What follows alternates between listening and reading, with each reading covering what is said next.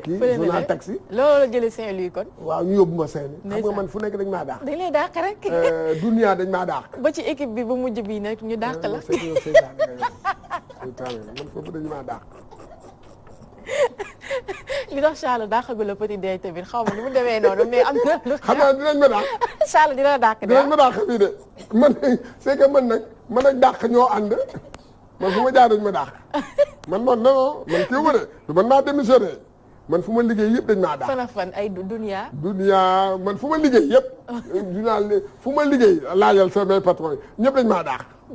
man musuma démissionné musuma kii man damay toog ba saa ñu woo ma benn baas dem si yàlla benn baas bi may dàq loolu mooy dàq bi dàq ci monde bi man daal damaa toog rek mu woo ma. nee dàq naa. tegu ci explication dàq naa tegu ci benn explication man tam waxuma daal xam nga man boobu dàq du ma nekkoon di expliqué lan laay expliqué. nga dem dàq nga ma jël sama bagage génn dem sama yoon. waaw man foofu dañ maa dàq. après mu jeex. waaw jeex na man dañ maa dàq. mais nag du incompétence de. waaw. du incompétence. waaw il faut souligner. voilà il faut mu leer du incompétence. dëgg la. am na yoo xam ne man dama koy bañ. waaw. am na yoo xam ne dama koy bañ. ok boo dee nii ma ne la déet non non d'accord. nitu dëgg nga. voilà ma loolu war nga xam ne waa non non d'accord ma. d'accord boo ma ne defal lii nga xam ne teguwul sama yoonu liggéey. ma ne defuma ko. mi ngi noonu. voilà kay voilà loolu moo tax ñu may dàq fu nekk rek. gëm sa gaaj fara jaago ba ca Paris. alors rubrique économie ci lañ nekk di ki nga xamante ni mooy invité Mamou Diaby Gassama di professeur Abou Wele moom daal di ñu rejoindre sur le plateau ñu daal di koy dalal bàyyi ko mu nuyu wax téléspectateurs yi. ñu nuyu Sénégal yëpp. ñu nuyu ñu ngi fi toogandoo. d'accord fay nañ la bu baax a baax alors Mamou Abou Wele mi ngi noonu ñu daal di lay bàyyi nga waxtaan ak moom ci thème bi nga xamante ne moom laa annoncé sànq di Sénégal nekk 25e pays le plus pauvre au monde. waaw waaye xudóo jéem a jaay kii rek moom sa wele gis nga cravate bi de da ngay jaay cravate waaw gis nga de gis nga leer bu mën a andi di lay wat nag mu ne la may di jaay cravate maa leen ko daal macha allah Aïcha Mamou. waaw d'accord professeur Abou Wele ñu ngi lay nuyu di la dalal ci plateau Petit Déj duggule ci nga fii ñëw macha allah et puis nga nekk ku disponible aussi tey nag ñu fas yéene waxtaan rek comme li Fatou Ka wax ni Sénégal dafa bokk ci 25 pays yi gën a pauvre wala yi gën a ndóol si àddina wërngal këpp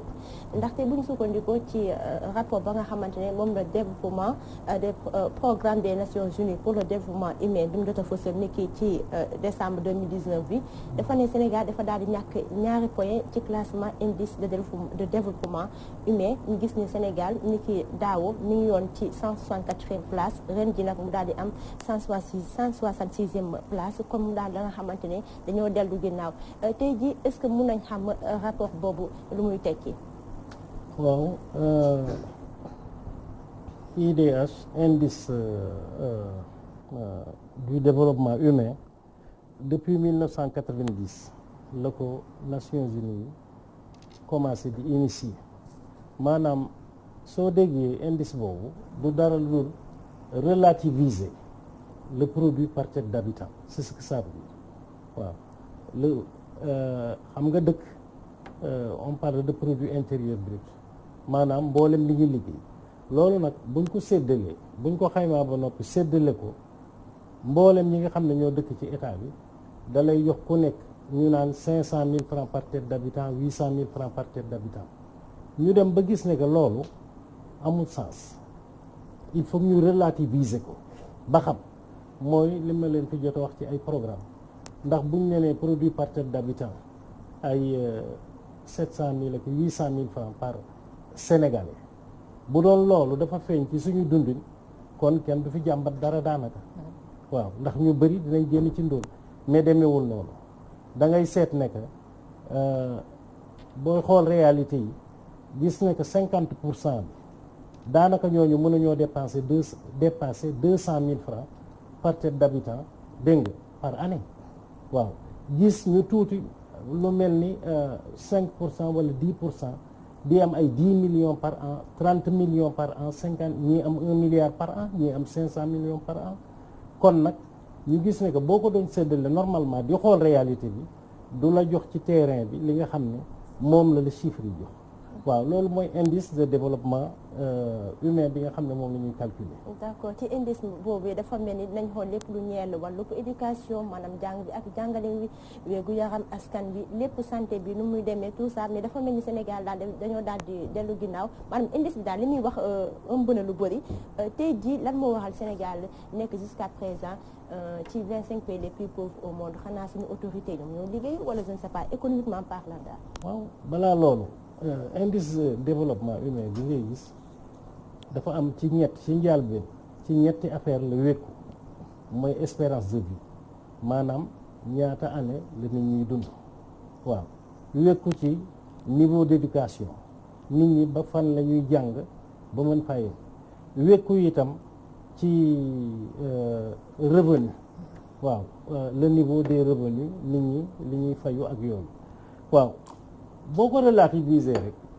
mu won la exactement li nga xam ne moo am ci économie bi waaw c'est parce que dafa doxul waaw mooy croissance bi nga doon wax ak loolu croissance sax gëj naa dégg ñoom sax ñu koy tudd parce que fii mu ne moom intellectuels yi def nañ ci liggéey bu rëy di ci wax ba nit ñi xam lan la waaw on a reculé dégg nga mais est-ce que mës nañu jóge sax position boobu waaw mësuñu faa jóge ma jox la benn exemple bu terre à terre rek pour nga xam soo xoolee Macky Sall bi muy ñëwee ci pouvoir rek léegi le président de la République gouvernement bi li ñuy voté ci budget yëpp chaque année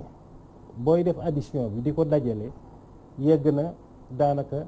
25 000 milliards ci 12 ans yi yoo xam ne voté nañ ko jox leen ko nit ñëpp di laajte waaw loolu fan la jaar rek nangam 12 ans 25 000 milliards mais boo xoolee suñu bor bi ñuy fay ak masse salariale bi soo leen méngalee daanaka yegg na 2 000 milliards par an soo ko multiplier par 12 mu jox la 24 000 milliards xaalis ba jeex na waaw soxlawul sax laaj fan la xaalis bi jaar kon ñii amuñu sax doole bu ñu defee benn politique beneen bi mooy investissement yi ni ñu koy defee yéen a ngi wax léegi ci immobilier affaire décentralisation waaw dafa mel ni Dakar rek moo am Sénégal waaw Dakar nag kenn àttanatu ko parce que ñëpp ñëw nañu Dakar dafa fees dell kenn mënatul arranger wala régler problème mu Dakar affaire xaalis comme ni ñu koy waxee c'est très mal réparti c'est très mal distribué au Sénégal lañ leen doon wax économie du ñëw rek dem lebi indi war nga xam nooy lebee war nga xam nooy lebee war nga xam noo koy investir war nga xam nooy financer sa économie base am mooy le marché local c'est les sociétés privées yi nga xam ne ñoom ñoo nekk sur le territoire national ñooñu ngay dooleel ubbil leen ay bunt ñu mën a jël ay nit di générer xaalis bu bëri nga mën cee am taxe yu bëri ba nga xam ne sa moitié wala 80% ay investissement doo ko soxla jéggaani da nga koy financer directement ndax ñii ñu ngi koy def waaye boo jëlee sa économie yëpp extravertir ko maanaam génne ko jox ko ay doxandir lii moo lay mujj dal waaw da ngay dem ba doo am dërëm loo liggéey itam boo doon tudd taux de croissance su 15% itam bu nit ñi toogee naan ana fu mu jaar parce que ñi ko liggéey moomuñu dëkkuñu fi te nit ku nekk fa nga nekk la nga am li ñu naan ci wolof sol tubéy fa nga daan ngemboo mais la nga am sa dëkk nga koy yóbbu doo ko fi bàyyi waaw yooyu la ak vraiment gestion boo xam ne pilotage à vue boobu ñu doon wax fii lañ ko gisee mooy li ma la wax rek parce que il n'a fait que gérer les salaires et l'endettement waaw de passage sax maa ngi ñëw kii di docteur El Hadj Mounirou Ndiaye nekk économiste tamit waaye tamit nekk consultant international parce que li nga doon wax rek ci affaire xaalis bi dañuy gis ne xaalis bi du fi des parce que dañu multinationales yi ñoom ñi bàyyee ko bitim réew nekk fii lépp luñ fi defal comme buñ ko amee rek day dellu seen réew ñun nag ñu nekk ci ndóol di continuer di ko dund ci doot boobu tamit ñu gis ne rek gannaaw bu ma rencontré quelques populations dañoo gis ne Sénégal les gens arrivent mal ñu assurer seeni 3 repas rawatina fii ci Ndakaaru kon croissance bi nga doon wax rek jusqu'à présent mun ñu ko sentir. waaw mooy li ñu lay wax rek indice du développement bu ngay wax dafa am lu muy jël itam il y a ce qu'on appelle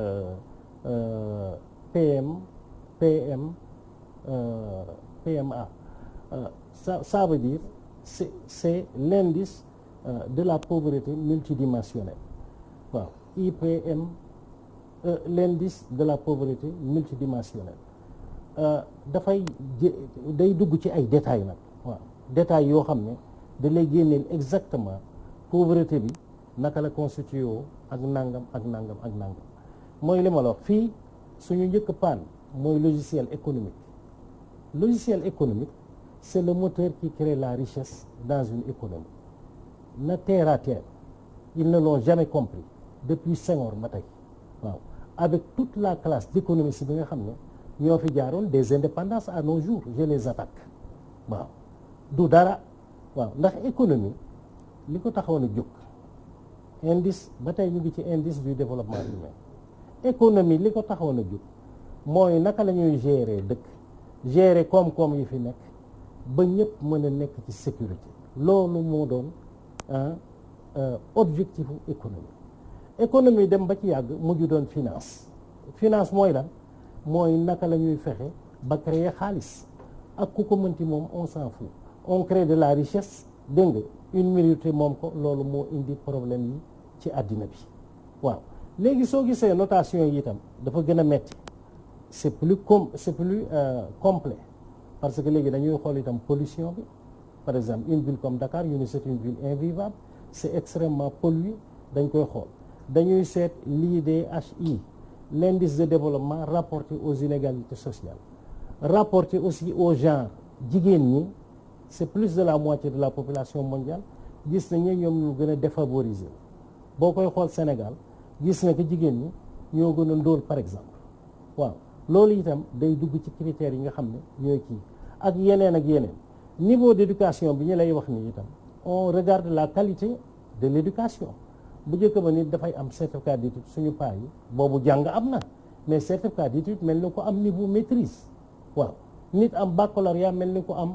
10 agrégation waaw foofu la jàng tollu woon tey nit gis nañ ne que malgré les diplômes nit ñi xamuñu dara waaw indice boobu itam da koy traité ñu xool l'espérance de vie yéen ñëpp xool leen ci seen bopp daanaka 50 ans ci la nit ñuy dee bu metti bi fii waaw entre 50 ans ak 60 ans 45 ans les gens s'en vont da ngay dégg nag dee nañu ñun ñi dañ koy gis toujours suñu morom da ngay laajte moitié bi mais dem nañu pourquoi parce que espérance de vie bi effectivement 49 ans la fii Sénégal sooy seet yeneen dëkk yi nga xam ne c'est des pays développés dem na ba 75 ans dans les pays yi nga xam ne fa la gën a yokk itam ay 78 ans waaw pour dire que yooyu yëpp amul dara loo xam ne motal nañ ko ci waaw gérer un état du gérer ay salaire ak gérer nu may fayee bor waaw ils empruntent mal sooy leb sa délai nu mu gënee gudd bor bi gën a woyof ci sa mbagg ndax da ngay xam ni nga koy fayee leb naa 1000 milliards 2% lay fay intérêt ça fait 20 milliards par an 20 milliards par an ça veut dire que bu ma lebee 10 000 milliards dégg nga foo xam ne Sénégal yeggu fi 200 milliards lay fay tey on est à 8 000 milliards di fay presque 1000 milliards par an kooku boru lan la yëfi dof dëggantaan da nga naan ki nga xam ne moo ko doon def ndax kii ànd na ak sago ànduñu ak seen sago deet yooyu ñëw nag di la pressé parce que tubaab yi gis nañu ñoo xam ne mën nañu accepter conditions yi ñu defal leen ko waaw. d'accord kon choix. waaw c'est que man sànq de bon affaire daf ma xaw a tiital tuuti kii ma mooy espérance de vie bi ngay wax ah waaw mais xanaa nag booy natt dara bul natt yëfu yàlla ab dee yëfu yàlla la. waaw mais waaw non c'est man dama bëgg ñi koy natt laa ñu koy nattee foofu xam nga dafa am dëkk yoo xam ne xam nga dee yàlla la mbiru yàlla la yàlla mooy rey dégg nga yàlla mun na xam nga yàlla mën na ne que fii dëkk bi fii la ñuy yem dëkk bii fii la ñuy yem loolu mbiru yàlla la mais dafa daan ne ñoom bu ñu ko naree natt man damay wax rek économiquement parlant rek buñ ko nattee foofu est-ce que yow yaakaar ne est-ce que amul leneen lu gën a woo loo xam mën nañ ko nattee foofu. au lieu que vraiment ñu bàyyi économiste yi yéen ñii ngeen bàyyi affaire u yàlla.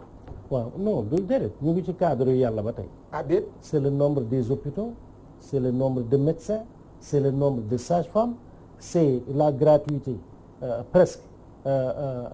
des frais des soins et des frais médicaux yooyu bu bari ci dëkk rek nit ñi mën a faju soo xoolee par exemple mortalité infantile lii dee ci xale Afrique kenn xamul nu mu toll lii dee itam ci ay femmes yoo xam ne ñu ngi accoucher en Afrique kenn xamul nu mu toll alors que dans les pays européens doo gis parce que am nañ ay jumtukaay avancé nañu ils investissent beaucoup dans la santé ba nga xam ne yooyu mën nañ ko éviter Sénégal daanaka tey 80% nit ñi ku ci feebar da nga koy sooxaale parce que ñemewoo dem hôpital keroog dégg naa la ci benn programme yaa ngi wax waa ji ànd ak seexam di wër fuñ ko opéré kooku ba ciy kaas yu demee noonu la waaw yaa problème la dëggantaan gis nañ ko Sénégal kilifa yi ñoom ku ci feebar ku ci sëqat sax jël avion ñu évacuer la nga dem faju ji Europe waaw baadoola yi fi la ñuy nekk mënuñoo faju amuñu ay hôpitaux amuñu dara su ko defee ndax yàlla béy sa tool da ngay sabablu nit da ngay toppatoo sa bopp di faju di toppatoo sa kii doo jël lépp rek def ko fatalité wékk ko ci yàlla mais manque d'organisation la faillite la ci politique dégg nga de santé. day mel ni lii di Donald Trump di wax rek nee na moom jusqu'à présent day poser ab question dama ne ndax est-ce que africain ay doomu aadama lañu parce que plus de 50 ans d'indépendance taxut ñu mun a avancer taxut ñu mun a développer kon mun nañ ne suñu autorité jusqu'à présent seen liggéey des na seen bopp lañ fi nekkal mais docteur dama bëgg nga wax ci affaire ndóol bi pourquoi jusqu'à présent li waral sénégalais ñi mun ñu assurer seen 3 repas ndax ci jamono ji Dakar kër goo dugg reer moom duñ ko assurer peut-être ndekki la ak ay reer bi doom yi dañ ko débrouiller seen ndekki sax dañ koy débrouiller waaw xiif boobu daal mais moom mooy li ma la wax il faut avoir de la richesse pour mën ko distribuer il y a pas de richesse parce que politique moo yàq suñu dëkk yi déjà yow da ngay ñëw rek di assister ay meeting dégg nga maay waaji c'est de l'imposture ndax état ku ko xam dëggantaan bu ñu la joxeñee ne la yow lañ bëgg a def premier ministre wala président li ngay njëkk a def mooy tiit ne lii samay noonu ñoo ma ko bëgg a teg moi j'ai vu ça en Suède waaw premier ministre démissionné ñu def 3 ba 4 mois mënuñoo am premier ministre ku ñu joxeñ nga ne bu ma ko kenn waxati bu ma ko kenn waxati que personne ne me le dise dëgg ñooñu xamuñu nguur ndax dañoo xam li ci nekk waaw fii nag dañ koy xëccoo pourquoi parce que fooy jaaxaan la waaw soo seetee ne président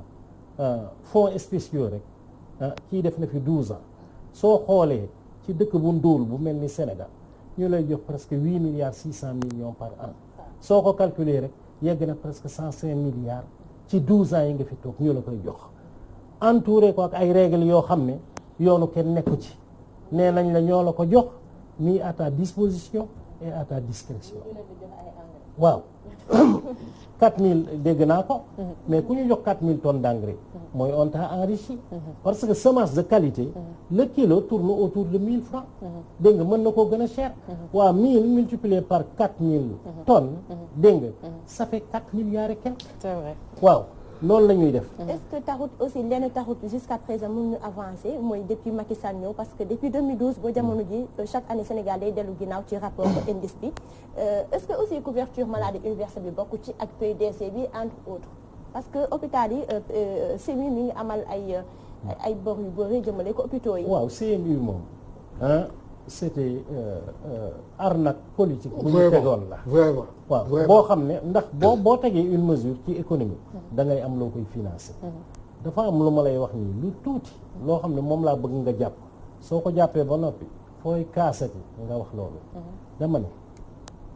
logiciel économique xam nga mooy lan dëkk bu ci nit dajee mooy produire déjà loo xam ne li ngay consommer nga koy produire c'est très important mais pour loolu na ko samay citoyen produire mooy favoriser secteur privé waaw Trump yi may def nii yëpp yaa ngi ko jël léegi comme exemple naan maa ngi dolli fii taxe maa ngi dolli fii taxe di yëngal àddina bi yëpp c'est pour protéger les entreprises américaines. waaw loolu c'est une première boo xam ne da nga ko war a def xam itam nooy financer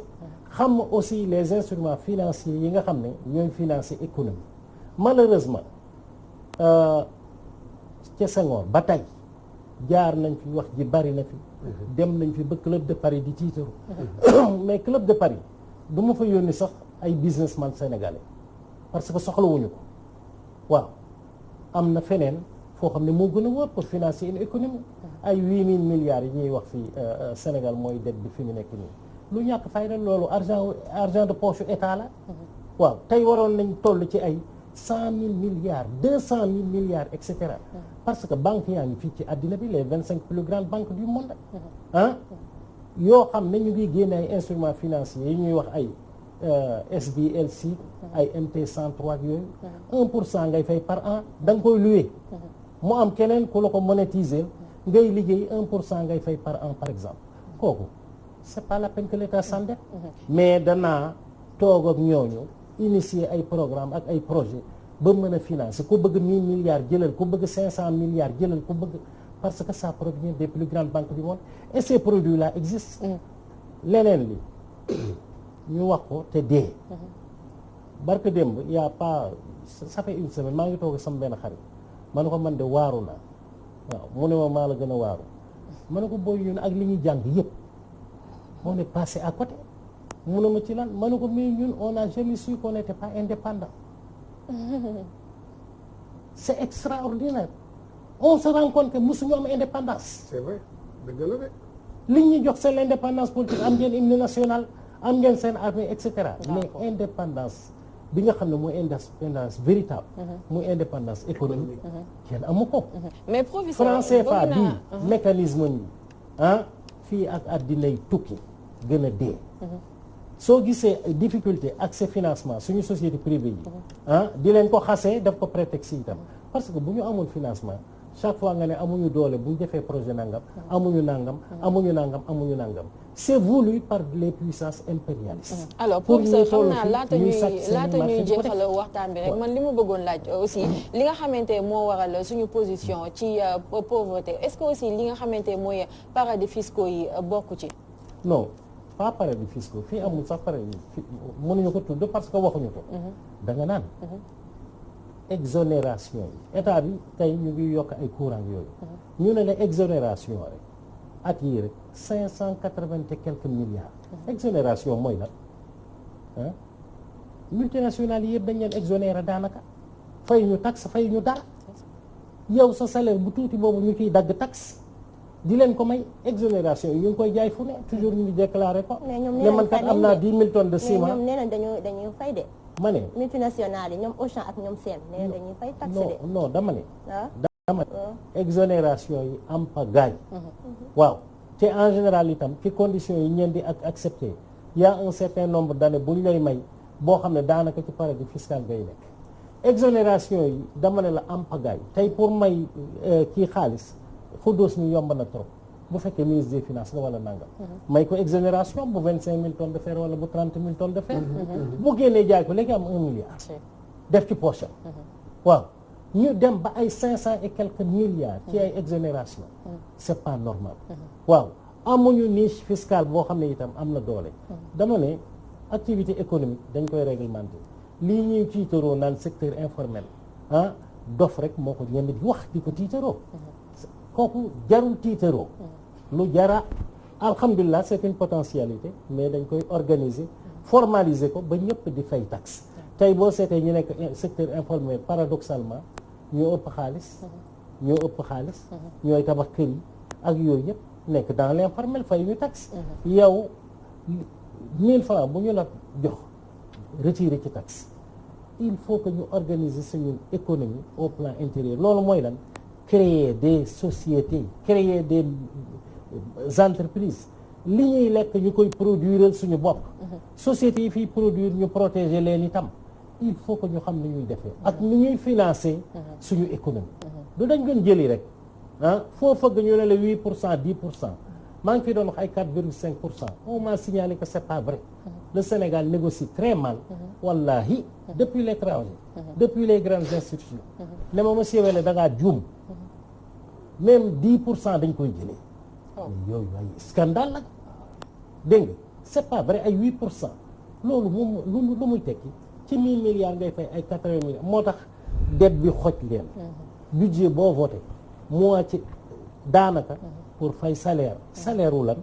pas sa salaire wu administration ak seen i dépenses ak fay lu mu tudd dette bi nga xam ne moom moo ñu xoj ñu naan le budget présidence 72 milliards tey ci dëkk bu mel ni Sénégal loolu mooy lan. c'est un scandale loolu mooy lan. loolu scandale la bëggoon moom sax brossé waaye na li nga xamante ni mooy solution yi. et je pense que war nañ cee bàyyi xel bu baax a baax et puis ñu gën a bàyyi xel aussi ci suñu ay ressources naturelles parce que je pense que exploitation yooyu noonu bokk na ci li nga xamante ni moo ñu war a génne ci pauvreté Mamou Diaby Gassama waxtaan bi neex na waxtu bi dab nañu ñu bàyyi leen daal di tàggatoo. waaw waxtu bi dab nañu comme li nga wax rek waxtaan gi neex na parce que Abou Wele indi na ay éclaircissement di ko jaajëfal bu baax a baax comme li nga wax rek solution bi maa ngi ko doon bëgg a poser sax far nag mu wax ci macha allah am na ci solo maa ngi nii jaajëfal yéen aussi di jaajëfal téléspectateurs yëpp di nuyuwaale sama yaay ak sama papa. d'accord fay nañ la bu baax di la remercier di la jox rendez-vous semaine prochaine professeur yow aussi ñu ngi lay jaajëfal bu baax. waaw maa ngi leen di nuyu. di sant ñëpp. waaw seen IDH boobu daal. na ngeen ci langaamu yéen jigéen ñi. d'accord waaw non parce que mooy wane exactement situation jigéen ñi. waaw c'est soo discriminer jigéen ñi. papa yi dañ leen discriminer. complètement ñoo gën a pauvre ci population mondiale. alors que ñoom ñooy majorité population mondiale. c'est pas normal. mais non loolu je pense que information la te nañ ci bàyyi xel bu baax a baax parce que ñëpp dañu naan jigéen ñi ñoo yor xaalis bi alors que tel n'est pas le cas ñu ngi koy jaajëfal bu baax moom professeur Abou Wele di ko jox rendez-vous xam naa prochainement rek dina ñëwaat fii ci biir émission Petit Déj léegi dañuy daal di ñëw ñu jàll